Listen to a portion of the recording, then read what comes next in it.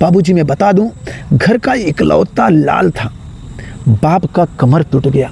गरीब परिवार का इकलौता लाल था, माँ रो रो के बेहोश हो रही है, बहन पागल हो गई है रोते रोते। अरे ऐसी सरकार को चुल्लू भर पानी में डूब के, उनके ऊपर 40 धारा है, 50 धारा है, उनके ऊपर 25,000 का इनाम लगता है और इस भाई के ऊपर 1 लाख का इनाम लगा है। बारे कलयुग के बाबा साहब। दोस्तों अभी जौनपुर में हैं और जौनपुर में इस समय मंगेश यादव का पकड़ बहुत तेज़ी से चल रहा है। 28 अगस्त को सुल्तानपुर में डकैती होती है और 2 दिन बाद मंगेश यादव का इनकाउंटर हो जाता है। बहुत ही अच्छे गायक गोरखलाल यादव हैं, तो चलिए इनसे बातचीत करते हैं और पूछते हैं मंगेश यादव के मैटर में आप क्या कहना चाहते हैं। देखिए ये सरासर गलत हुआ है और ये उत्तर प्रदेश में बहुत, ये जान लीजिए, निंदनीय कार्य उत्तर प्रदेश की सरकार ने हम यादवों के साथ किया है।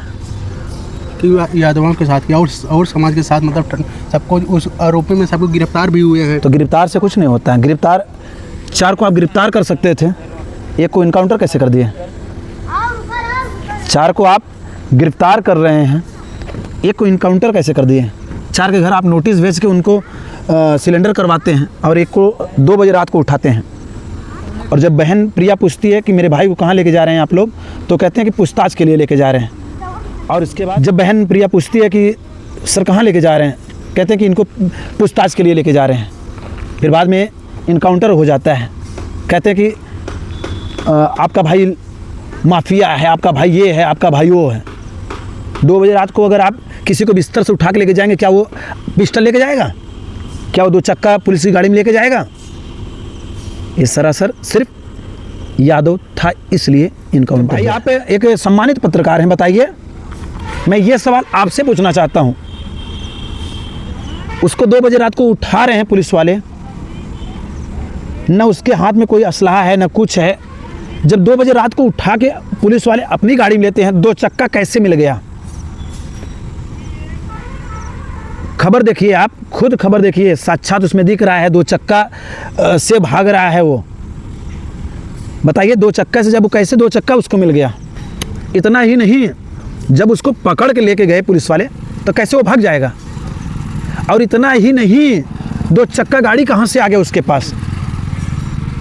सवाल बनती है, पूछने योग्य ये सवाल है। भैया जी मैं आपको ये बता दूं, जब बहन प्रिया पूछती है कि कहाँ लेके जा रहे हैं, तो कह रहे हैं कि पूछताछ के लिए लेके जा रहे हैं, सुबह छोड़ देंगे। और जब सुबह होती है तो घर पे भाई नहीं आती है। वारे संविधान, बाबा साहब खत्म हो गए संविधान लिखकर, मगर ये लोग नए बाबा साहब बने हैं। ये लोग नए बाबा साहब बने हैं। ये लोग खुद इनाम रखते हैं और खुद ही इनाम ले लेते हैं। इतना ही नहीं, मैं बता दूं, घर का इकलौता चिराग था।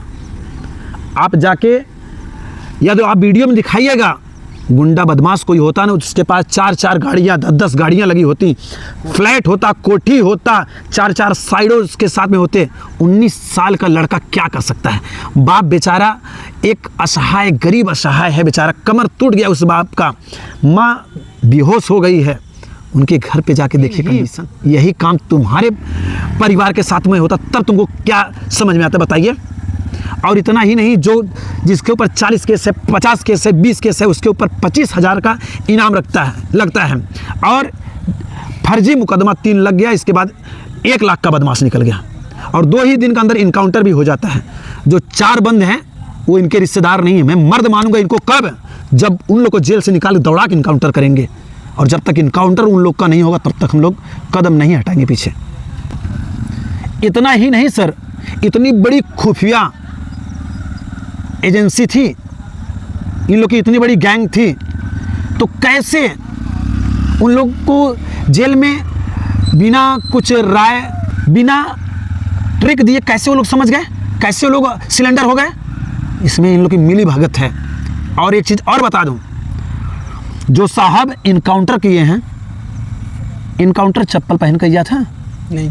हाँ, इनकाउंटर करते हैं चप्पल पहना के, दौड़ा के करते हैं। मैं सर जी आपसे पूछना चाहता हूं, पत्रकार महोदय, आप माइक ले लीजिए और हवाई चप्पल पे हमको दौड़ा के इंटरव्यू लीजिए।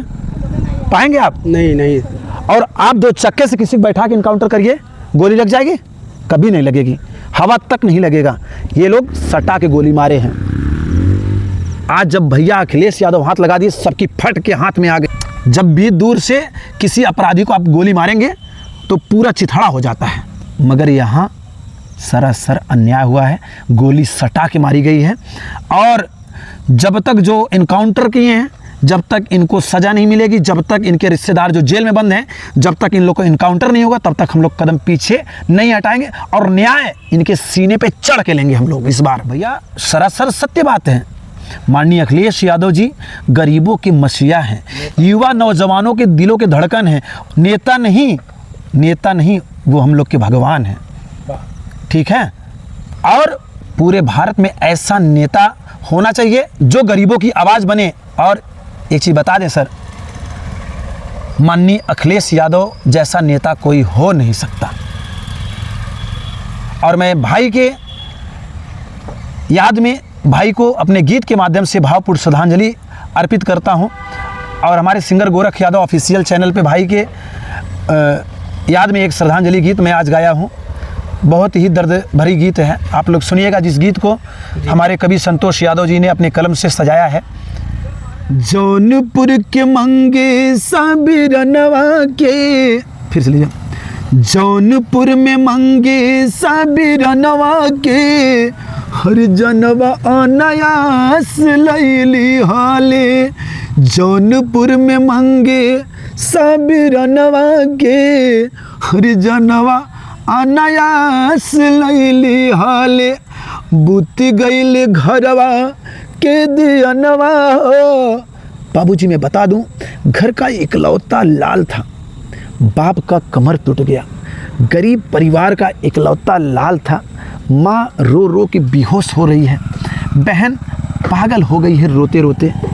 अरे ऐसी सरकार को चुल्लू भर पानी में डूब के मर जाना चाहिए।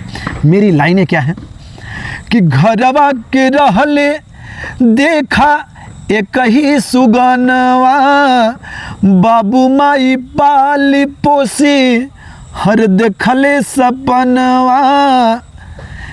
झूठा ही रखे कि झूठा ही के रखे ई नमवा हो, झूठा ही के रखे ई नमवा हो। अरे जनवा अनायास लैली हले। जिनके ऊपर 40 धारा है, 50 धारा है, उनके ऊपर 25,000 का इनाम लगता है और इस भाई के ऊपर 1 लाख का इनाम लगा है। बारे कलयुग के बाबा साहब, मेरी लाइनें क्या है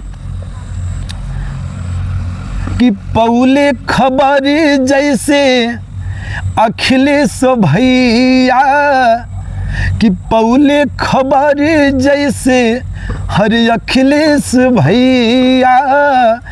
कैले ट्वीट कहले बाबा हर न्याय देब कहिया। संतोष गोरख ऋषि गोरख बरस नयनवा हो, सबही के बरसे ला नयनवा हो। हर जनवा अनायास लैली हले, बुत गईले घरवा के दियनवा हो। हर जनवा अनायास लैली हले। क्या बात है।